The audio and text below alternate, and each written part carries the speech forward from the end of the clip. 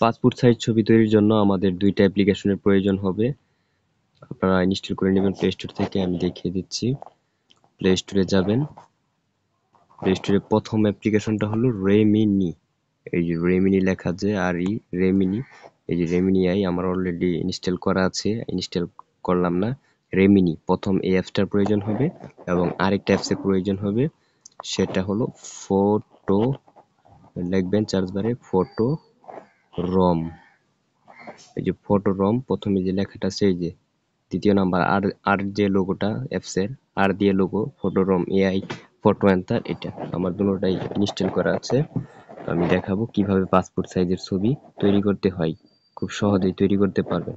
দেখা যায় দোকানে গেলে আপনার অনেক ভিড়ের ভিতরে কোয়ালিটিফুল ছবি আসে না, তাদের তাদের থেকে প্রফেশনাল লেভেলের ছবি তৈরি করে দেবে আপনাকে এআই। প্রথমে আপনি যাবেন যে ইনস্টল করলেন রেমিনি অ্যাপসটাতে।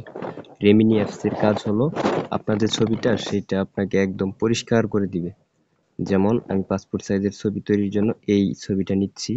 প্রথমে আমার কাজ হলো ছবিটাকে পরিষ্কার করা, ফেসটা স্মুথ করা, চুল দাড়ি সবকিছুই ঠিক হবে এই দ্বারা। এই রেমিনি অ্যাপসের মাধ্যমে সবই করা সম্ভব। চুল দাড়ি পোশাক সবকিছুর কালার গ্রেডিং ঠিক আসবে। তো আমি ভিতরে দিলাম, এন্টারে দিলাম। এন্টার হচ্ছে, একটু অপেক্ষা করতে হবে। একটু অপেক্ষা করেন এন্টারের জন্য। দেখেন অলরেডি এন্টার হয়ে গেছে। দেখেন আগের যে ছবিটা কি সাদামাটা ছবি, দেখেন পরে কি সুন্দর করে দিচ্ছে। দেখতে পাচ্ছেন ছবিটা কি সুন্দর হয়েছে। চোখ দাড়ি চুল সবকিছু কিন্তু ইমপ্রুভ হয়েছে। ঠোঁট চোখ চুল দাড়ি সকল কিছু ইমপ্রুভ হয়েছে। তো এখন এই যে উপরে ডান পাশে এই জায়গায় চাপ দিয়ে আমরা ডাউনলোড করে নিলাম ছবিটা। সেভ। আপনাদের ক্ষেত্রে অ্যাড দেখাইতে পারে, আমারটা প্রো ভার্সন, এই জন্য অ্যাড দেখাইতেছে না।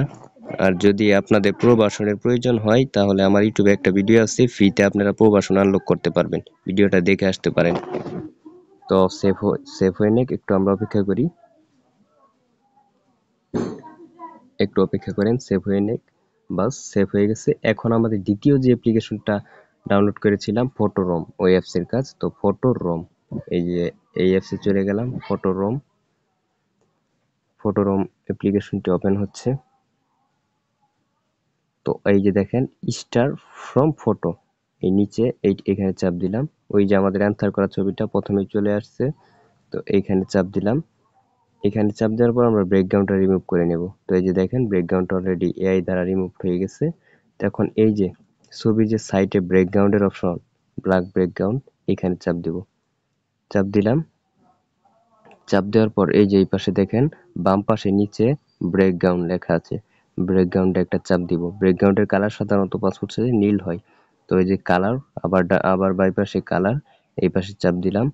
চাপ দেওয়ার পর এই যে কালারগুলো ট্রল করবেন, ডানে এদিকে ঘুরাই নেবেন। দেখবেন এখানে নাই। অ্যাডভান্স সেটিং এ যাবেন। অ্যাডভান্স সেটিং এ দেখবেন বহুত কালার আছে, আপনার যেটা ইচ্ছা নিতে পারেন। যেমন আমার নীল কালার প্রয়োজন পাসপোর্ট ছবির জন্য, তো নীল কালারটা নিয়ে নিলাম। দেখেন এখন নীল হয়ে গেছে। তো এখন ক্রপ করে নেব। দেখেন ক্রপ হয়ে গেছে। ক্রপ হয় নাই, সরি।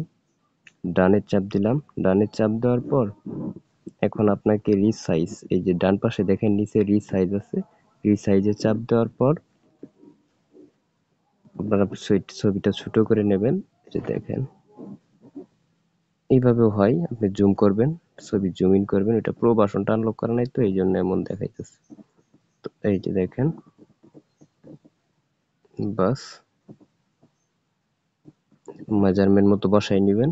দেখেন, এই দেখেন সুন্দর একটা প্রফেশনাল পাসপোর্ট সাইজের ছবি তৈরি হয়ে গেছে। তো আমরা ছবিটা এক্সপোর্ট করে নিই।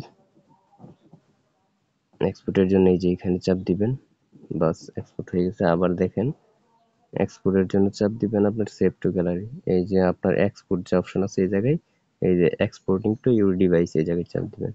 তো দেখেন ছবিটা কি স্মুথ হয়েছে। দেখেন এইভাবে আপনারা পাসপোর্ট সাইজের ছবি তৈরি করতে পারবেন যে কোনো ছবি থেকে। এবং এই ছবিটা আপনার যে কোনো স্টুডিওতে দিলে এটা কাজ করতে হবে না, এটা তাদের থেকে নিখুঁত কাজ হবে, ছবিটা ভালো ভালো করে বের হবে। ধন্যবাদ, আজকের ভিডিও এই পর্যন্তই।